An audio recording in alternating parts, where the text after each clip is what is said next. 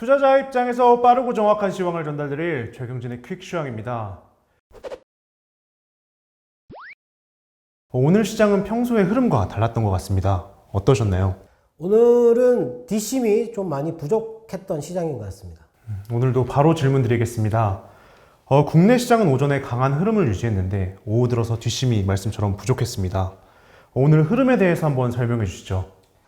네, 일단 어제 유럽과 미국은 상승을 했는데요. 상승이 그렇게 크지 않았고 지금 오늘 밤과 내일 밤에 나오는 미국의 고용 지표를 보고 지금 계속 눈치를 보고 있는 상황이고, 우리나라 시장은 오늘 아시아 시장에서 제일 많이 올랐는데 딱 한 가지 뉴스 때문에 올랐습니다. 네, 그것 때문에 올랐고 오후에 중국이 밀리면서 빠져버렸는데 이 상승폭이 좀 줄었는데요.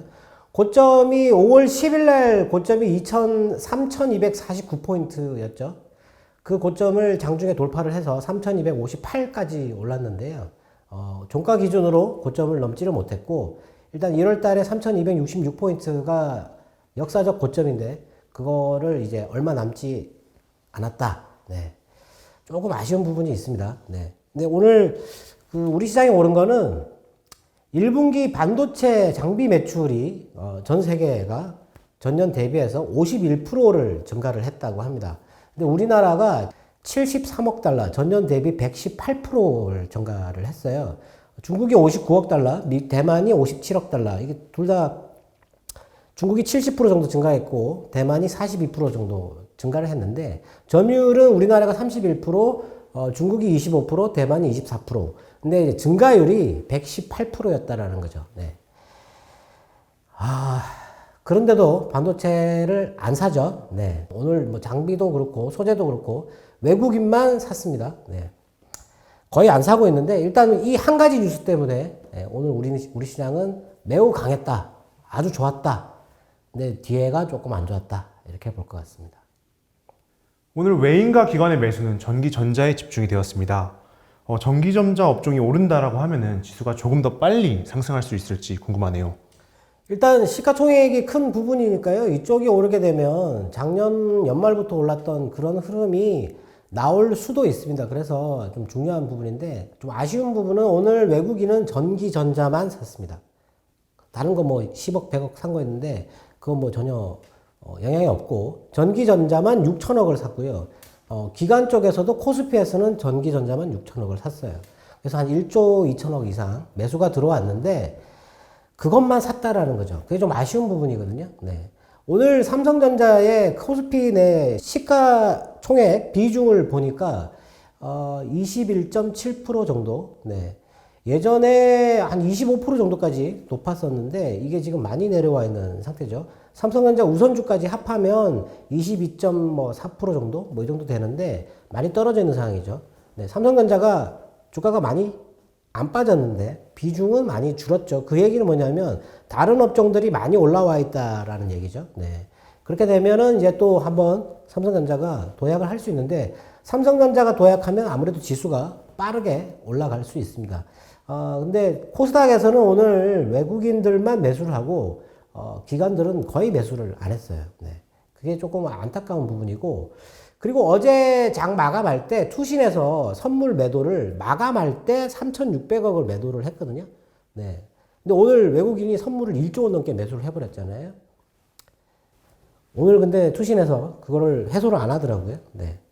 일단 뭐 오늘 밤에 나오는 지표, 내일 밤에 나오는 지표들 때문에 지금 시장의 흐름이 약간 관망해야 한다라는 건데, 반도체 업종에 이렇게 장비 쪽에 이렇게 큰 매출 증가가 있는데도 불구하고 이 업종을 안 산다. 도대체 뭘 사는지 모르겠는데 참 아쉬운 부분이죠. 네. 아까 말씀해 주신 것처럼 오늘은 해외 시장의 뉴스가 많았던 것 같습니다. 오늘 해외 시장 뉴스에 시장에 영향은 받지 않았던 것인지 궁금하네요. 네, 일단 해외 시장 뉴스가 너무 많은데 시장에 영향을 준 게 거의 없어요. 네, 특히 오늘 우리나라 시장에는 영향을 거의 준 게 없고, 중국이 빠진 거는 아마 중국에 나왔던 뉴스 두 가지가 있었죠. 하나는 차이신 서비스업 지표가 떨어졌죠. 지난달에 56.3이었는데 이번에 55.1이 나왔습니다. 줄었는데도 불구하고 오전에는 중국이 올랐어요. 오르다가 오후에 갑자기 밀렸는데 딱히 나온 뉴스는 없습니다. 대신에 이제 위안화가 6.39 위안을 돌파를 하면서 위로 올라가고 있는데 오늘 그 엔화도 위로 올랐고 약세였고 예, 위안화도 약세였죠. 네. 그리고 파운드하고 유로화도 약세였고요. 달러가 조금 강세였고 우리나라 환율도 1114원까지 다시 올랐습니다. 이 위안화에 관련돼 가지고 월스트리트 저널에서 이 위안화 때문에 미중 관계가 좀 나빠질 것 같다 뭐 이런 얘기를 했어요. 네. 위안화가 강세인데 중국의 외환 보유고가 증가하지 않는다라는 거죠. 그 강한 위안화를 가지고 지금 현재 중국 사람들이 달러 대출을 갚고 있다 뭐 이런 얘기를 했었는데 2015년도에 제가 이 위안화를 강제 절하를 10%를 했다고 그랬지 않습니까? 중국은 그렇게 할 수 있는 나라거든요. 근데 그 이후에 위안화가 국제통화 바스켓에 들어왔기 때문에 아마 대놓고 이제 그렇게 하지 못할 거라고 보는데 지금 이제 위안화가 강세라는 거는 중국이 상당히 싫어하는 부분이고 미국이 원하는 부분인데 이 부분 때문에 약간의 조금 불협화음이 생기지 않을까 뭐 그런 예측 뉴스였어요. 네. 그거 외에는 사실 뭐 중국이 빠질 이유는 없었던 것 같고요.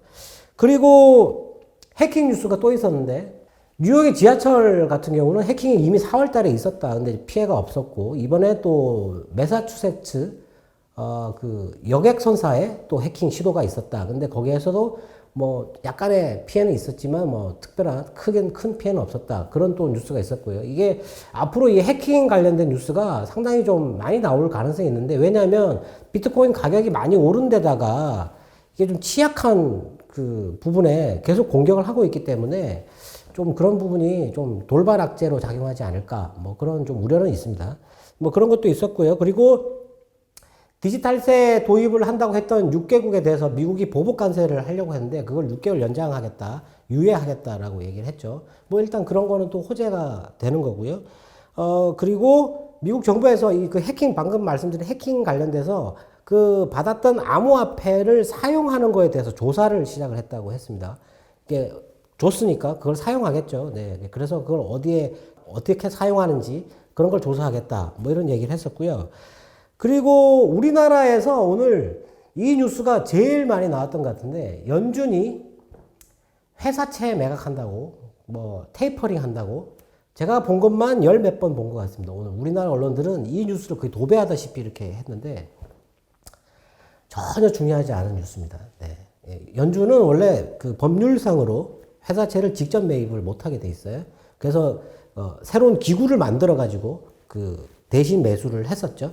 아주 작은 규모죠. 그리고 연준이 매각하겠다고 했는데 언제 할지 이런 것도 얘기 안 했고, 이거 뭐 테이퍼링하고 전혀 상관없다 이렇게 얘기를 했어요. 그런데도 불구하고 우리나라에서는 그거 뉴스를 아침에 거의 모든 언론사가 다 보도를 아주 많이 했던 걸로, 그리고 오후에 또 그걸 재탕해서 또 보도를 하더라고요. 네. 전혀 중요하지 않은 뉴스입니다. 그리고 베이지북에 관련된 뉴스가 나왔는데 중요한 얘기가 있었어요. 지금 현재 물가 공급망과 그 다음에 그 구인난 때문에 물가가 아주 가파르게 오르고 있다. 근데 판매 가격의 상승은 조금 완만하게 올라가고 있다라는 얘기거든요. 네. 물가는 이렇게 오르는데 지금 판매 가격은 이렇게 오르고 있다. 그럼 조금 있으면 이제 판매 가격이 이렇게 올라가겠죠. 네. 이렇게 올라갈 때 요게 이제 주가가 아주 가파르게 올라가는 구간이 되는데, 일단 뭐 그런 얘기를 했습니다. 근데 테이퍼링에 대해서 아마 6월달 회의에서는 어떤 얘기가 나오지 않을까 이렇게 생각하는데, 지금은 드러내놓고 금리를 인상을 안 할 겁니다. 아마. 그래서 그리고 자산 매입 축소 그거 관련돼서도 지금 이제 논의를 시작한다 하더라도 그걸 축소해서 줄이는 기간이 제가 보기에는 최소 6개월 이상 걸리기 때문에 뭐 아직 그거 걱정할 단계는 아니거든요. 이제는 또 그거 뉴스 이제 볼 필요도 없습니다. 그런 뉴스는. 네. 그런 뉴스가 있었고, 그리고 미국의 MMF에 4조 달러라는 돈이 계속 들어오고 있는데 이 돈을 운용할 데가 없다라는 거죠. 지금 그 MMF 금리가 0.02%까지 떨어졌다고 합니다. 그래서 이 돈을 어떻게 해야 될지 지금 골치가 아프다. 이 MMF 자금 유입을 막아야 된다. 뭐 이런 얘기가 있어요. 근데 상당히 심각하다. 어떻게 해야 될지 모른다. 이 돈이 어디로 가느냐에 따라서 네. 조금 큰 변화가 나타날 수 있다. 4조 달러면 상당히 큰 돈이죠. 네. 그리고 미국이 또 백신 8천만 회분을 또 공급을 한다. 뭐 그런 거 계획 발표하겠다라고 얘기를 했고요. 그리고 빌 게이츠가 버핏과 함께 그 소형 원자로 개발한 거 나트륨 원전이라고 얘기를 했습니다. 네. 그거 이제 한다고 얘기를 했는데 원자로 소형 원자로 얘기 계속 나오고 있네요. 네. 앞으로도 아마 이게 시장에 계속 나올 것 같은데 이런 것도 좋은 뉴스가 될 것 같고요. 그리고 블랙록의 CEO가 지금 현재 인플레이션에 대해서 투자자들이 너무 가소평가하고 있다. 나중에 아주 큰 충격이 올 거다. 이런 얘기를 했습니다.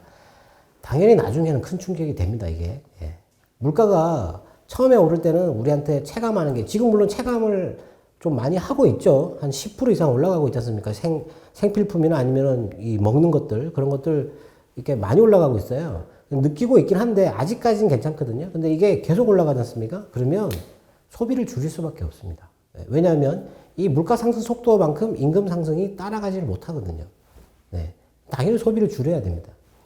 무슨 일이 생길지 모르기 때문에 그때부터 이제 위기감을 가지고 소비를 줄이고 저축을 할 때 그때 이제 상당히 큰 충격이 오는 거죠. 그건 뭐 당연한 얘기인데 지금 이런 얘기를 또 했는데 뭐 중요한 얘기는 아닌 것 같고요.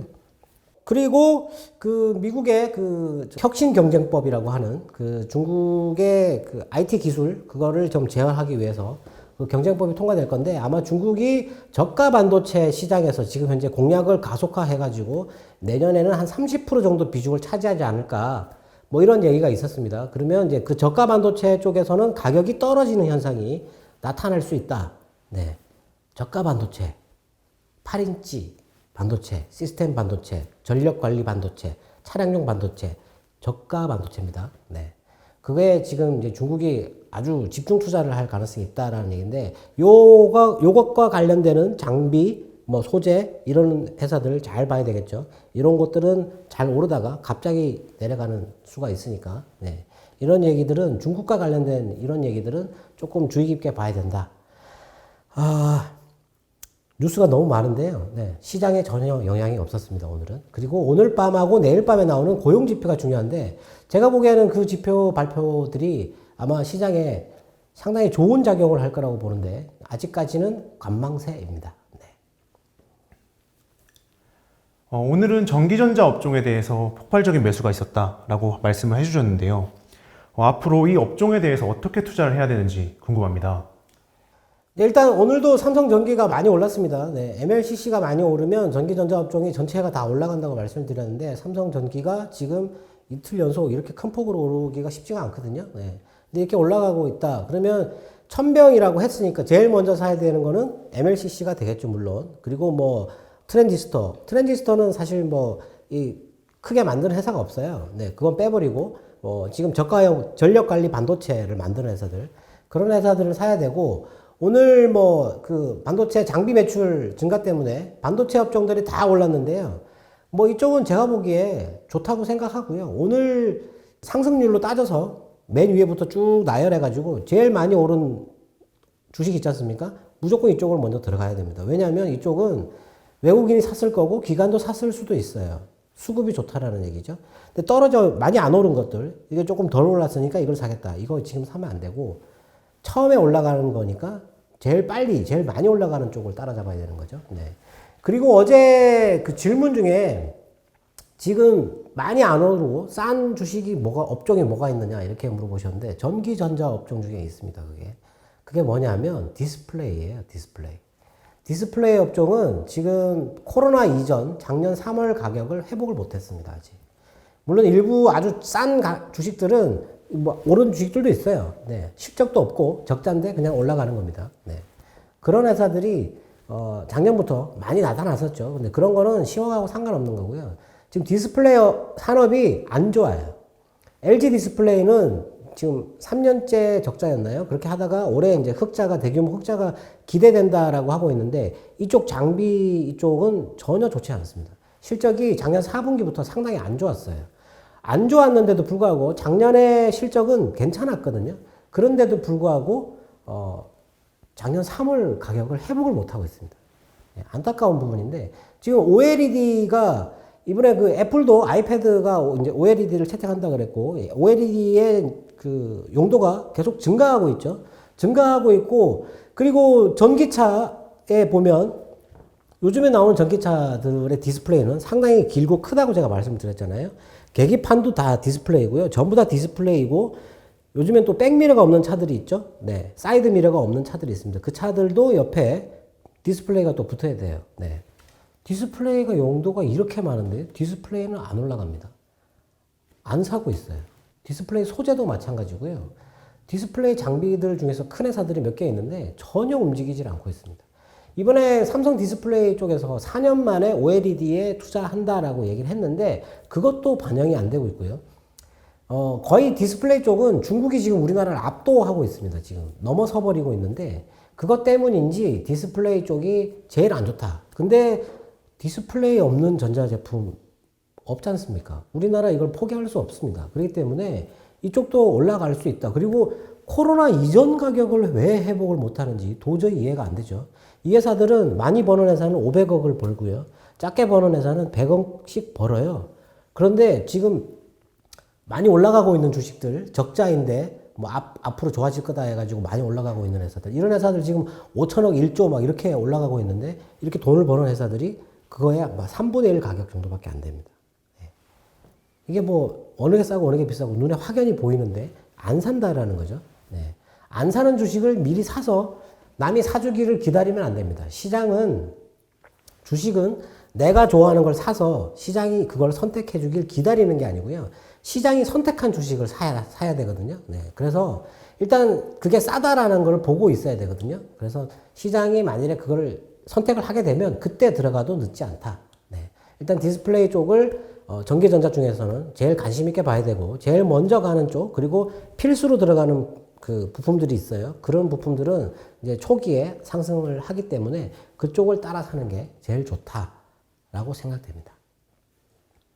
오늘도 투자자분들의 궁금증이 해소되었길 바라겠습니다. 네, 일단 뭐 중요한 지표가 나올 거라고 지금 기다리고 있는데요. 그 지표가 나오고 나서 저는 아주 시장이 좋을 거라고 생각을 하는데 지켜봐야 될 것 같습니다. 네, 저희는 여기서 인사드리겠습니다. 지금까지 최경진의 퀵시황이었습니다. 감사합니다.